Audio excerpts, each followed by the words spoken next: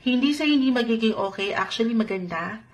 Pero yun lang, hinay lang. Kasi sa sobrang ganda, baka maganda yung, alam niyo yan, minsan excited tayo. Baka magmadali. At merong tendency na baka merong hindi ka makita na ilang detalye. Kaya naman, focus. At huwag pa dalos-dalos sa pagbuo ng desisyon or pag-aksyon. Angat palalo or patuloy na angat yung pag-unique nyo sa isang sitwasyon, relasyon, posisyon na ang ganda.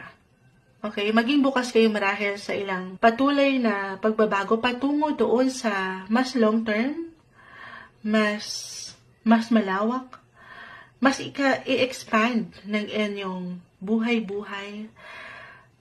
I mean, physically, mentally, emotionally, kung saan ka patuloy na pwedeng mag-grow. Maaaring ang ilan po sa inyo ay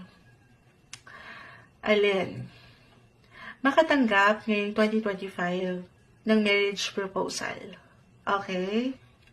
O talagang kung ngayon pa lang pinagpaplanuhan na ito yung mga plans pinag-uusapan nyo na rin. Maaring lumagay na kayo sa tahimik at magsama na sa isang bubong. Kaakibat ng ilang challenge, patuloy na misyon ng buhay, ups and downs, pero sa huli parang sa hinaba-haba ng prosesyon, sa simbahan din ang tuloy ng ilang